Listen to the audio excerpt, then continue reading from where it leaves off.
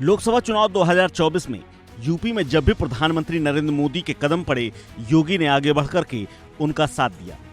PM Modi भी कानून व्यवस्था के मॉडल की प्रशंसा करने में एक भी पीछे नहीं रहे, जिसमें से न सिर्फ राज्य में निवेश के लिए अनुकूल माहौल तैयार करने की बात कही गई, बल्कि उद्योगों को लाने में अहम भूमिका में निभाने के लिए जमकर तारीफ की गई।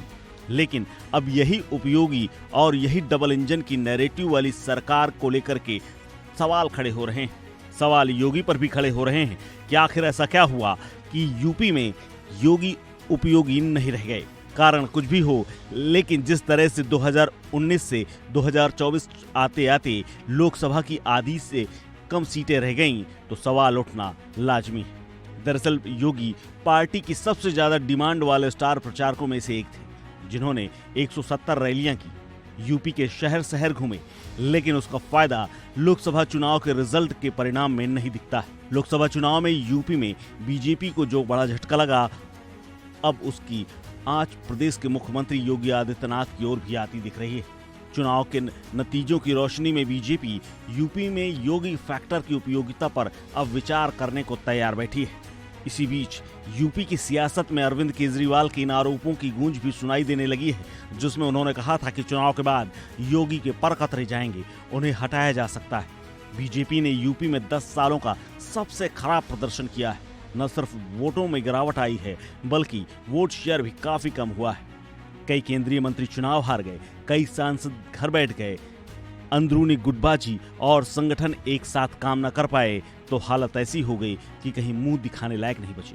मोदी फैक्टर के अलावा लोकसभा चुनाव में खास तौर पर यूपी में योगी फैक्टर की बात होती थी, लेकिन अब इस चुनाव के रिजल्ट के बाद ये साबित हो गया है कि योगी यूपी में बीजेपी के लिए उपयोगी क्यों नहीं हो पाए। हालांकि वित्त मंत्री सुरेश खन्ना कहते हैं कि इसके पीछे सबसे बड़ी बात एकजुट न रहना और ओवर कॉन्फिडेंस है। क्या कुछ कहा है सुरेश खन्ना ने, सुनिए। उत्तर प्रदेश में सबसे ज्यादा लोगों को ये ओवर कॉन्फिडेंस था, ये महसूस करते थे कि हम तो जीत ही गए। और भी कई कारण हैं, लेकिन उसमें सबसे बड़ा कारण यही है कि अति आत्मविश्वास की वजह से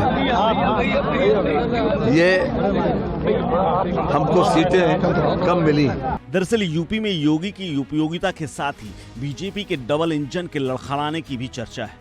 दरअसल सपा प्रमुख अखिलेश यादव ने अपने नारे पीडीए से इन्हें पछाड़ दिया। दरअसल योगी के नेतृत्व में 5 चुनावों में बीजेपी ने जीत दर्ज की। साल 2017 हो, 2022 हो या फिर 2019 का लोकसभा चुनाव और 2 स्थानीय निकाय चुनाव। लेकिन इन चुनावों का श्रेय अगर योगी आदित्यनाथ को दिया जाता है, तो इस निराशाजनक प्रदर्शन के लिए भी उन्हें जिम्मेदारी लेनी ही होगी। हालांकि उन्हें बलि का बकरा नहीं बनाया जा सकता। दरअसल बीजेपी के उम्मीदवारों का चयन एंटी इनकम्बेंसी को नजरअंदाज करते हुए जिस तरह से पार्टी ने यूपी में टिकट बांटे, उस पर एक सबसे बड़ी बहस हो सकती है। बहस उसी पर है क्योंकि योगी का इन टिकट बंटवारों में कोई हाथ नहीं था। जो लोग अपने खिलाफ बढ़ते आक्रोश के बावजूद जीते, वो निश्चित रूप से अपनी सफलता के कारणों का आत्मनिरीक्षण करते हुए मोदी फैक्टर के साथ योगी की योगदान को भी श्रेय देंगे। लेकिन जो नहीं जीते, उनका क्या? इसी बीच दिल्ली के सीएम अरविंद केजरीवाल के वो आरोप फिर से चर्चा में हैं, जिसमें केजरीवाल ने दावा किया था कि बीजेपी जीती तो सबसे पहले योगी को किनारा किया जाएगा और बीजेपी सीएम के पद से उन्हें हटाकर साइडलाइन करेगी, क्योंकि आने वाले समय में प्रधानमंत्री अमित शाह को बनना है और अमित शाह की राह में सबसे बड़ा कांटा और रोड़ा सीएम योगी ही है। इस खबर में फिलहाल इतना ही। अपडेट्स के लिए बने रहिए वन इंडिया हिंदी के साथ।